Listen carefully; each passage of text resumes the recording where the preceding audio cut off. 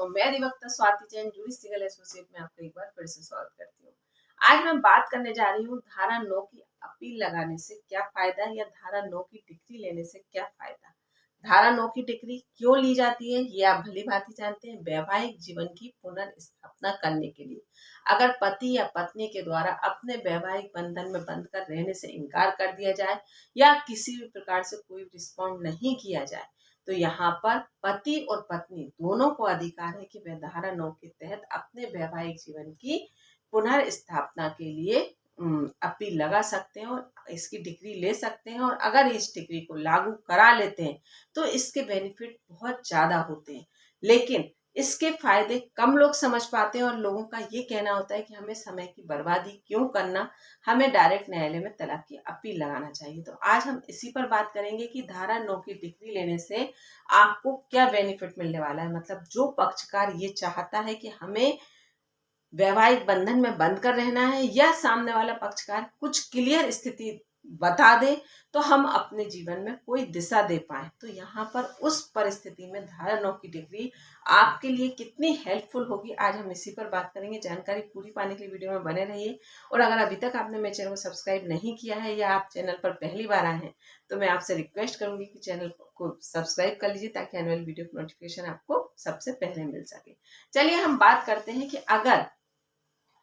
पति या पत्नी में से कोई भी इनकार करता है तो यहाँ पर धारा 9 की डिग्री आपके लिए कैसे हेल्पफुल हो सकती है। हम बात कर लेते हैं कि अगर पत्नी रूठकर मायके चली गई और बार बार बुलाने पर, बार बार प्रयास करने पर भी नहीं आ रही है, आपने अपने सारे एफर्ट्स लगा दिए, आपने पंचायत का सहारा ले लिया, आपने रिलेटिव्स का सहारा ले लिया, सर्कल का सहारा ले लिया या कोई भी लीगल नोटिस का भी सहारा ले लिया, उसके बाद भी पत्नी के द्वारा किसी भी प्रकार का रिप्लाई नहीं किया जा रहा। लीगल नोटिस और धारा 9 की डिग्री दो अलग अलग चीजें। आपके एक एफर्ट्स में लीगल नोटिस आ सकता है कि आप इसमें सामने वाले पक्षकार की मंशा जानना चाह रहे हैं, लेकिन धारा 9 की डिग्री लेना मतलब आप अपने वैवाहिक जीवन की पुनर्स्थापना की बात कर रहे हैं जो कि सामने वाले पक्षकार के द्वारा किसी भी प्रकार से आपको सहयोग नहीं किया जा रहा है या आप अपने वैवाहिक रिश्ते को निभाना चाहते हैं। तो यहाँ पर धारा 9 की अपील लगाना एक बहुत अलग बात है। मतलब लीगल नोटिस भेजना ये एक प्रोसेस में आता है कि हाँ आप सामने वाले की मंशा जानना चाहते हैं, लेकिन यहाँ धारा 9 की डिग्री मिलना लीगल नोटिस का आपको सपोर्ट मिलेगा धारा 9 की डिग्री में अपील लगाने पे, लेकिन लीगल नोटिस का आपका जितना यूजफुल नहीं होगा उतना आपके लिए धारा 9 की डिग्री यूजफुल होगी। अब बात करते हैं कि धारा 9 की डिग्री कहाँ यूजफुल होती है। तो यहाँ पर देखिए, एक तो तलाक की बात कर लेते हैं हम कि तलाक हम दो तरह से ले सकते हैं। एक तरफा तलाक होता है, एक आपसी सहमति से तलाक होता है। एक तरफा तलाक में तो आप समझ सकते हैं कि कितना ज्यादा स्ट्रगल करना पड़ता है। एक आपसी सहमति से तलाक होता है तो जिसमें आप दोनों पार्टी सामने आमने बैठकर पूरी सारी चीजों को डिस्कस कर लेते हैं, सारी चीजें डिसाइड कर लेते हैं, दोनों जाकर अपील लगा देते हैं और यहाँ पर आपको आपसी सहमति से जल्द तलाक मिल जाता है। मतलब अगर आप पूरी कंडीशंस खुलकर न्यायालय के समक्ष रख दें तो हो सकता है कि आपको कूलिंग टाइम में भी समय की बर्बादी ना करनी पड़े। जब आप दोनों पूरी तरीके से प्रिपेयर हैं, आप दोनों ने सारी कंडीशंस डिसाइड कर ली, मतलब बच्चों को लेकर, अपनी अर्निंग को लेकर या आपकी वो जो भी प्रॉपर्टीज वगैरह है, मतलब जो भी आपकी इनकम के सोर्सेस थे और जो भी आपकी प्रॉपर्टीज वगैरह, मतलब जो भी आपकी सेविंग्स थी, आपने उन सभी चीजों को लेकर डिस्कस कर लिया है और आपने फुल एंड फाइनल डिसीजन ले लिया है कि अब आपको साथ में नहीं रहना है। तो ऐसी परिस्थिति में न्यायालय भी आपको किसी भी प्रकार से रोक टोक नहीं करता और आपके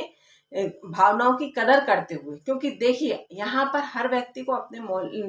स्वतंत्रता से जीने का अधिकार है, किसी पर भी किसी को थोपा नहीं जा सकता। और एक एज में इतना हस्बैंड और वाइफ मैच्योर होते हैं कि वो ये अपने रिश्ते को लेकर बहुत अच्छे से समझ सकते हैं कि हमें अब ये रिश्ता चला पाना संभव नहीं है। तो इस एज में किसी भी प्रकार से आपको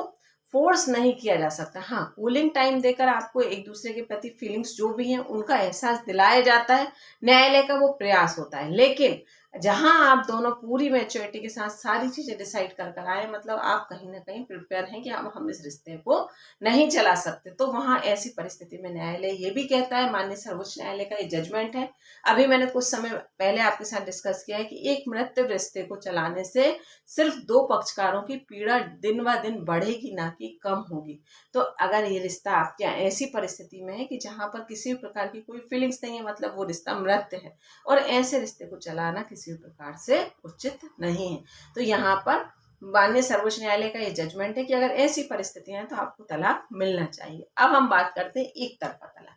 अब अगर एक तरफा तलाक की आप अपील लगाते हैं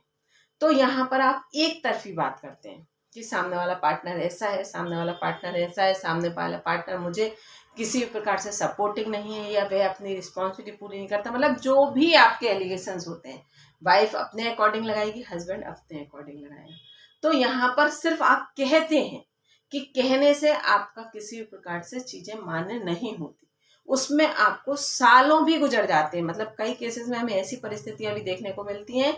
कि 10-10, 15-15 साल तक निकल गए हैं, लेकिन एक तरफा तलाक के परिणाम अभी तक भी नहीं आए, कि सामने वाला पक्षकार आ ही नहीं रहा, या आया और फिर उसने एक एलिगेशन लगा दिया, फिर आप अपन उसका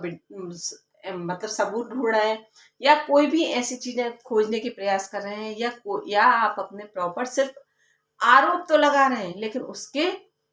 सबूत आप न्यायालय के समक्ष नहीं रख रहे हैं, आप ऐसे तथ्य नहीं पेश कर रहे जिनके द्वारा आपकी बातों को माना जा सके। तो ऐसी परिस्थिति में धारा 9 की डिग्री आपके लिए हेल्पफुल होती है। जब आप ये कहते हैं कि सामने वाला पक्षकार मेरे साथ किसी भी प्रकार से सपोर्टिंग नहीं है, मतलब वो मेरे साथ रहना नहीं चाहता, वो मेरे साथ वैवाहिक जीवन की किसी भी प्रकार की जिम्मेदारियों को नहीं निर्वहन कर रहा, तो ऐसी परिस्थिति में अगर आप धारा 9 की डिग्री लगाते हैं जिसमें ये लिखा होता है कि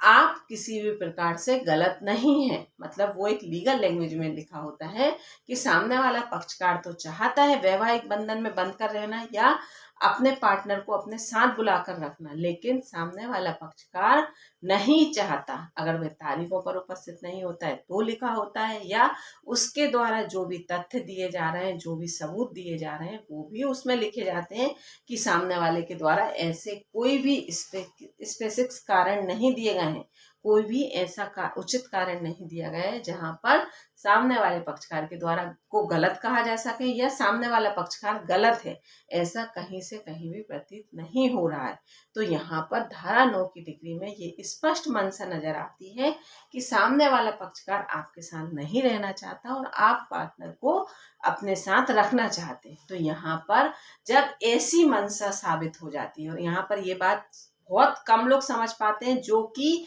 अपने रिश्ते को जानबूझकर खत्म करना चाहते हैं। कई बार केसेस में ऐसा देखने को भी मिलता है कि पति ये चाहता है कि आप तो आओगे नहीं, मैं धारा 9 की डिग्री ले लेता हूँ, लेकिन अगर उस डिग्री को आप लागू नहीं कराते हैं तो यहाँ पर आपको वो भी लॉस है। मतलब अगर आपने धारा 9 की डिग्री लागू नहीं कराई तो आप यहाँ पर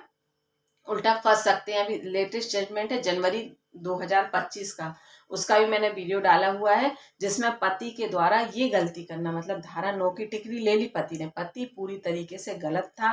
पत्नी सही थी, पत्नी सही होने की वजह से उसके साथ रहने के लिए तैयार नहीं है। वो आप चैनल विजिट करोगे तो आप पूरा जजमेंट देखोगे तो आपको समझ आएगा। मैंने उसमें जजमेंट नंबर भी डाला है, सारी चीजें हैं, तो आप डिटेल में देखकर समझ सकते हैं कि उसमें पत्नी सही है, लेकिन पति के द्वारा अनुचित व्यवहार किया जाने के कारण पत्नी साथ आने से इनकार करती है, और पति यहाँ पर इस बात पे खुश हो जाता है कि पत्नी के द्वारा मना किया गया है और धारा 9 की डिग्री मेरे फेवर में आ गई है। तो यहाँ पर उसके बाद पति बस धारा 9 की डिग्री लेकर रिलैक्स होकर बैठ जाता है और वह उसको लागू नहीं कराता है। जब पत्नी के द्वारा पूरे सबूत दिए जाते हैं न्यायालय के समक्ष, तो यहाँ पर सारी बातें क्लियर हो जाती हैं, और यहाँ पर ये तथ्य सबसे मेन रखा जाता है कि पति ने धारा 9 की डिग्री तो ली लेकिन उसको लागू नहीं कराया। लागू नहीं कराया तो पति को अब अच्छा खासा मेंटेनेंस देना होगा, क्योंकि पत्नी सही है, पति गलत है। तो यहाँ पर ऐसी परिस्थितियां न निर्मित हो तो आप अगर धारा 9 की डिग्री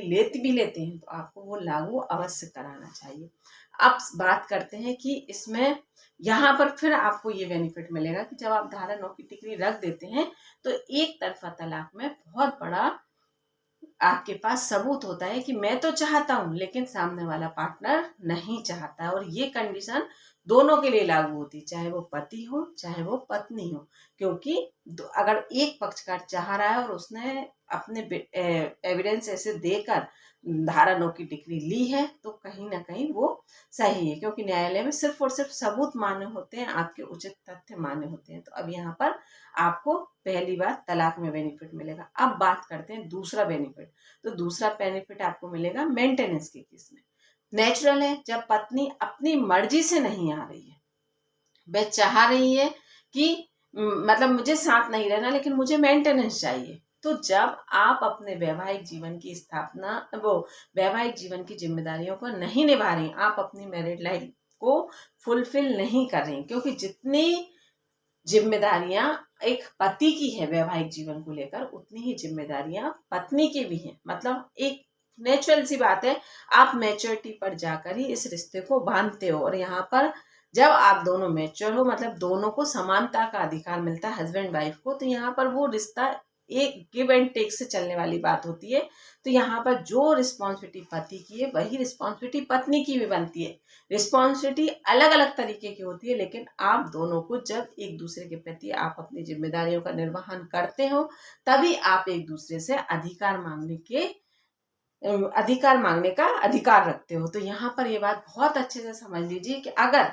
पत्नी के द्वारा ये कहा जाए कि मैं अपने वैवाहिक जीवन की किसी भी रिस्पॉन्सिबिलिटी को नहीं निभाऊंगी, लेकिन मैंने आपसे विवाह किया है इसलिए आप मुझे मेंटेनेंस दो, तो ये किसी भी प्रकार से उचित नहीं है, ये तो नेचुरल है। तो यहाँ पर जब आप धारा 9 की डिग्री लगाते हैं, धारा 9 की डिग्री आपको तभी मिलेगी जब आपने उचित कारण न्यायालय के समक्ष रखे हैं। तो जब आप वो उचित कारण की डिग्री मेंटेनेंस के केस में लगाएंगे तो यहाँ पर आपको मेंटेनेंस भी कम से कम या हो सकता है ना ही देना हो। अगर आपकी पत्नी पूरी तरीके से आप पर डिपेंड है तो यहाँ पर आपको कम से कम मतलब जो उसकी